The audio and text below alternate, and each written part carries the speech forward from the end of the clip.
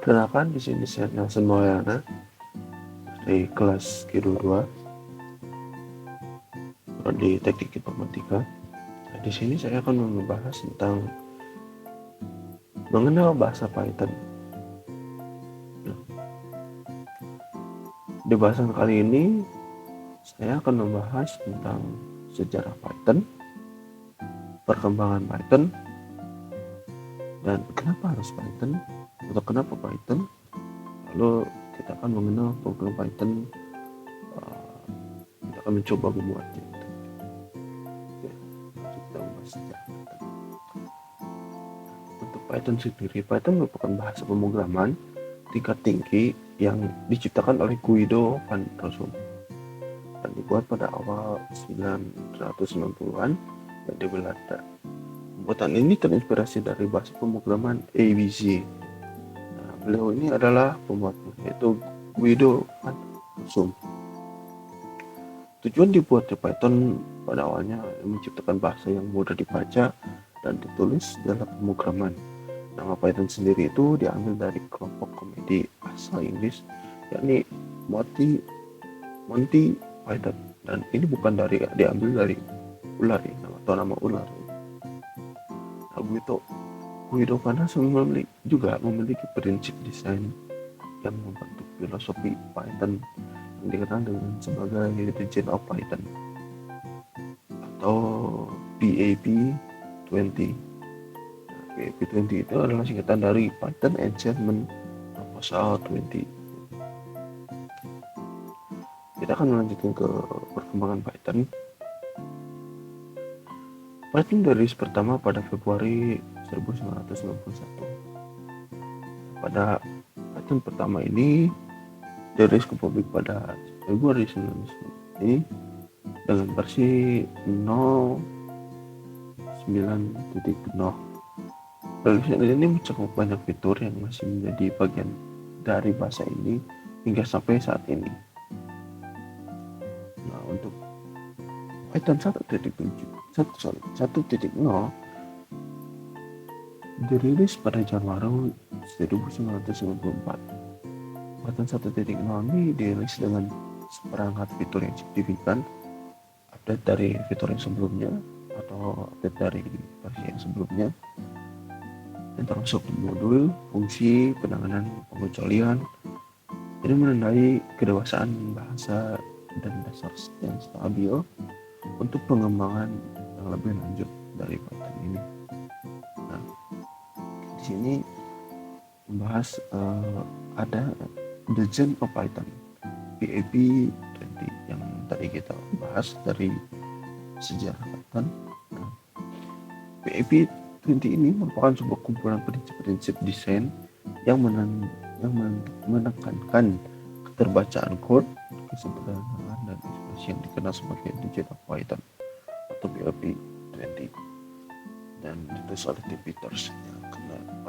Kenapa Python akan suatu bahasa pemrograman yang mudah kita baca gitu, seperti layaknya bahasa Inggris gitu. Muncul ke Python 2.0 yang diluncurkan pada Oktober tahun 2000.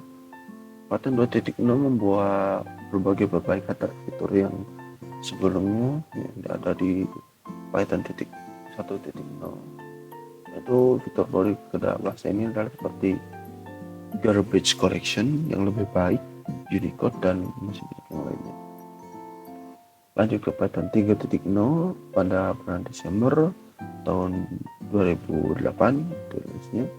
Pada Python ini mengenakan sebuah perubahan besar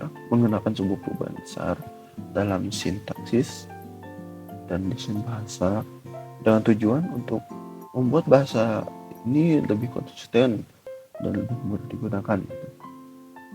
Dan juga ini mengatasi beberapa kelemahan Python sebelumnya itu dari di Python 2.0, terutama dalam hal Unicode tadi dan manajemen string, sampai berada di Python latest version yang versi ini Python latest version ini ada versi terakhir pada saat video ini dibuat gitu. Nah, untuk Python ini terus memperkembangkan ya, pembaruan dari versi-versi sebelumnya, dan pembaruan ini membawa perbaikan dari versi sebelumnya, perbaikan dari segi bug yang ada, dan peningkatan kinerja dan mendapatkan beberapa fitur baru. Untuk saat ini Python yang latest version mencapai versi 3.12.0 itu atau 3.12.0. Ini ada di website Pythonnya sendiri ya, bisa dicek itu.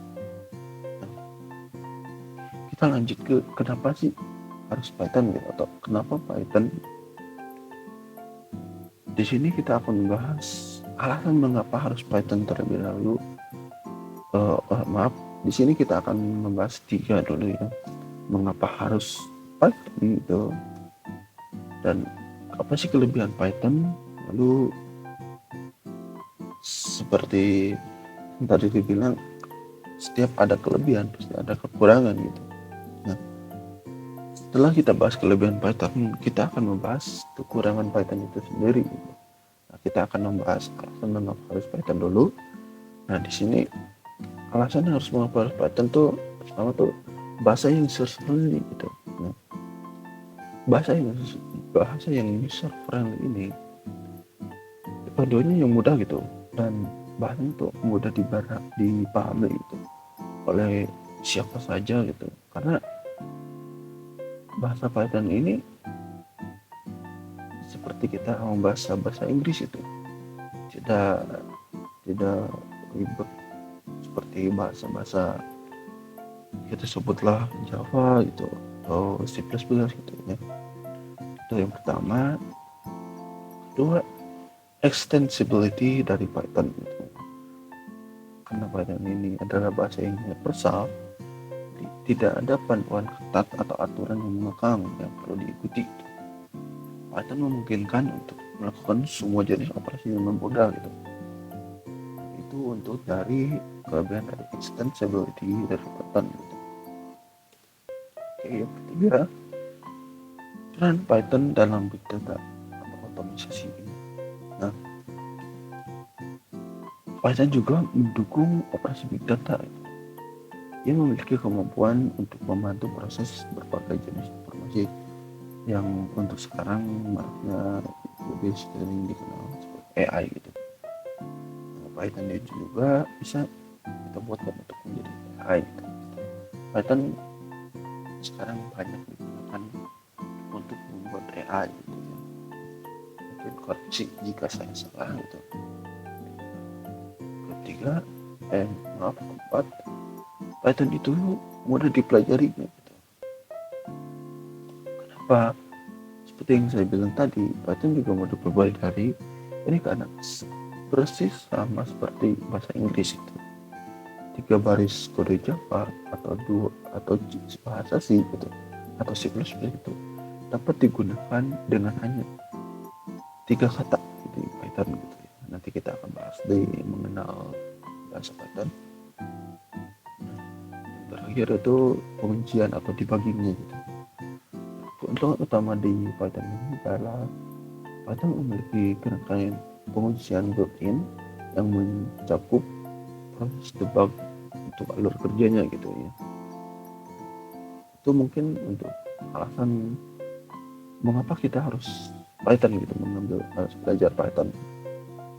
Kita lanjut ke kelebihan dari bahasa Python itu ya, ini seperti yang tadi, mudah dipelajari, mudah dibaca karena sintaks yang bersifat intuitif, mirip dengan bahasa manusia yaitu bahasa Inggris gitu ya. Kedua, serbaguna. Python ini juga bisa digunakan untuk berbagai aplikasi seperti pengembangan web, analisis data, kecerdasan buatan atau AI, dan masih banyak yang lainnya. Library dan framework yang kaya.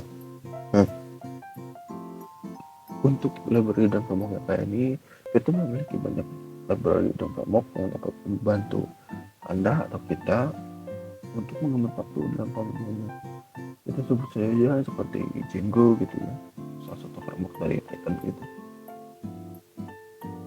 Nah, yang ini itu adalah open source gitu. Seperti yang kita tahu, open source itu identik dengan free gitu atau gratis gitu. Python ini adalah perangkat lunak yang sumbernya terbuka gitu, sehingga dapat menggunakannya tanpa biaya ya. Nah, Anda juga dapat memodifikasinya sesuai kebutuhan gitu. Karena itu dia memiliki kelebihan open source gitu ya. Oke, cross platform gitu. Python dapat dijalankan di berbagai platform termasuk Windows, macOS, dan Linux gitu ya. Oke, ini ketersediaan pekerjaan. Opsi di sini tuh kayak Python sangat dicari gitu dalam perusahaan. Python itu apa ya? Buat perusahaan itu lagi banyak yang pakai gitu. Nah, karena itu sehingga memiliki keterampilan Python itu dapat membantu kita atau dapat membantu kita gitu, mendapatkan suatu pekerjaan dalam dalam industri teknologi gitu ya.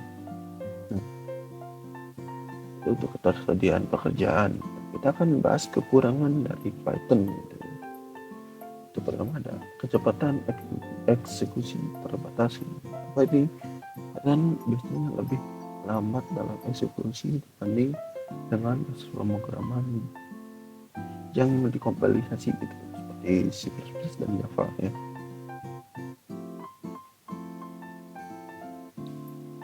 Itu geser versi, apa sih maksudnya geser versi gitu? Untuk geser versi ada perpindahan dari Python 2.0 ke Python 3.0 itu menghasilkan beberapa perubahan yang tidak kompatibel gitu, sehingga membuat beberapa kode yang harus dirubah agar bisa kompatibel dengan versi yang terbaru gitu. Apabila kita sudah membuat code dari apabila kita sudah membuat code menggunakan Python 2 gitu, karena terdapat tidak compatibility tidak apa itu namanya compatibility dari Python 2 yang kita buat awal tuh. Nah, ketika kita running di Python 3 kita tuh tidak akan dengan apa namanya aman atau bagus situasinya, karena padahal kita harus berubah kode-kode yang ada di Python 2 ke Python 3 gitu ya. Ketiga itu kecepatan eksekusi yang terbatas. Yang tadi ya. Nah, untuk kekurangan bahasa Python yang keempat itu keterbatasan perangkat khusus gitu ya.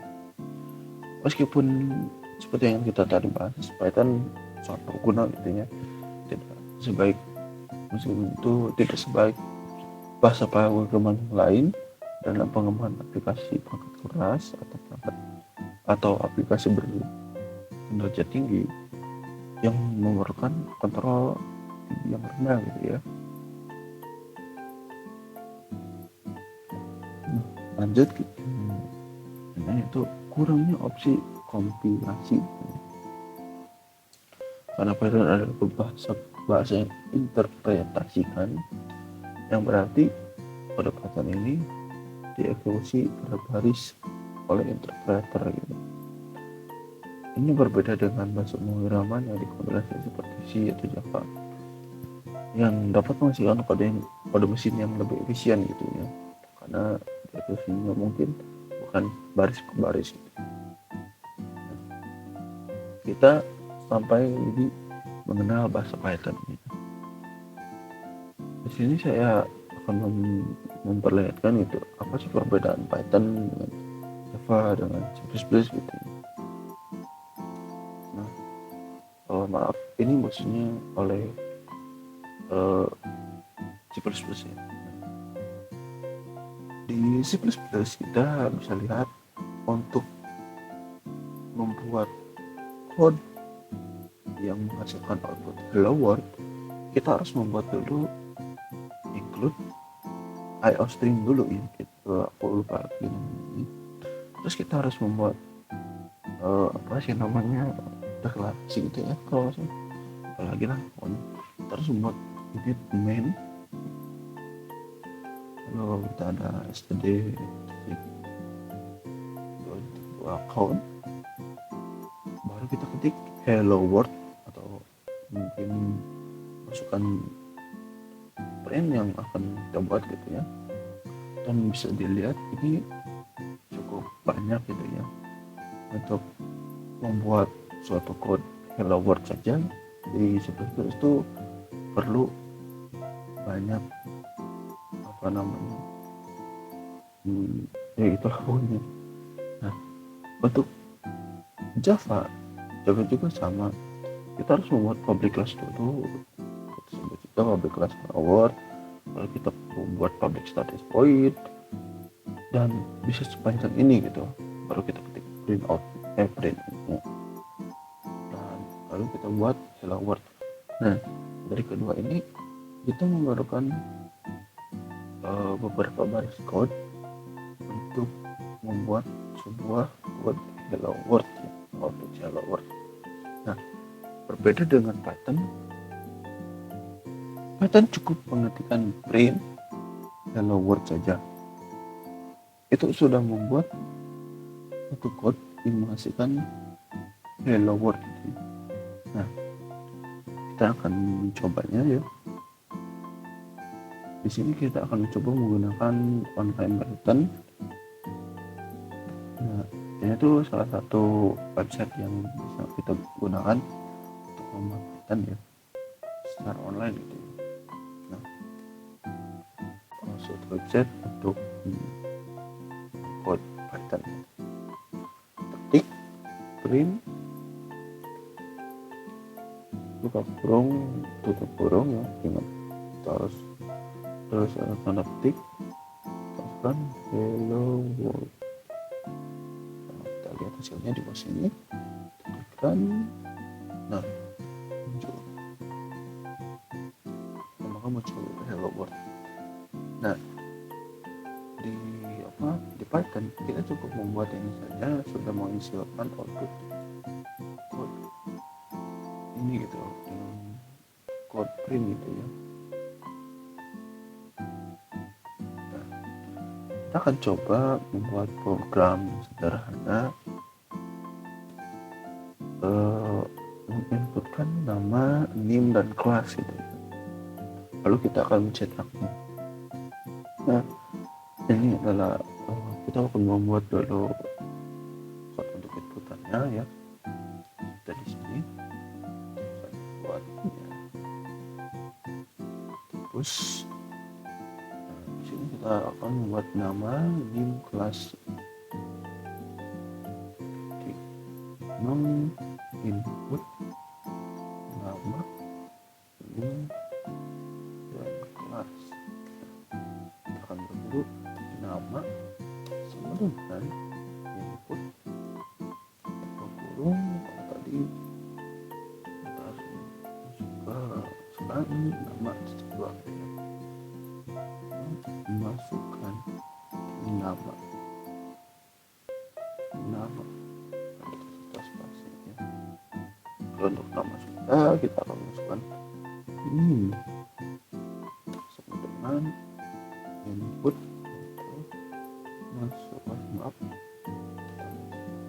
kedua masukkan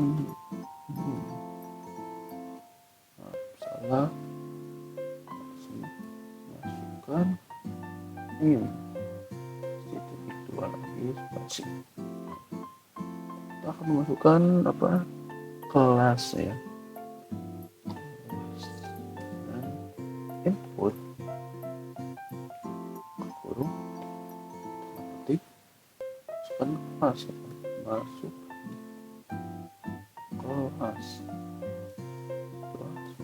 Nah, untuk code inputan kita sudah buat ya, persis. Lalu kita akan membuat output dari proses inputan tadi kita akan mencetaknya. Cetaknya kita menggunakan print. Sini print kurung tif jadi ini tekan utama dua ya, nama yang kedua kita bisa pakai koma ya, nama kita buat untuk name ini dua name ya. Untuk kelas kelas.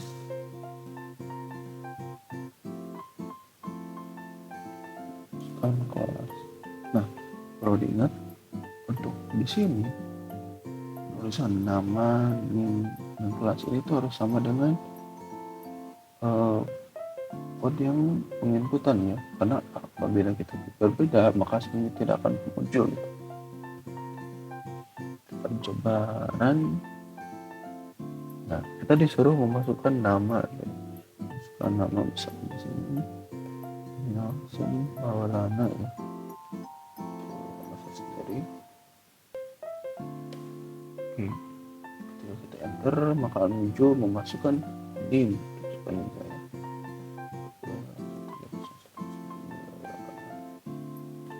Kita akan masukkan kelas ya. Oke, strip 2. Maka yang muncul akan seperti berikut. Nama langsung warna seperti yang di sini. Name itu sama ya. Nah, sudah kita bisa membuat suatu program sederhana untuk menginputkan nama, name dan kelas, dan lalu kita mencetaknya itu. Nah, mungkin cukup sekian untuk video tugas dari saya. Mohon maaf apabila ada kesalahan kata, kesalahan penyampaian tadi. Sekian dan terima kasih.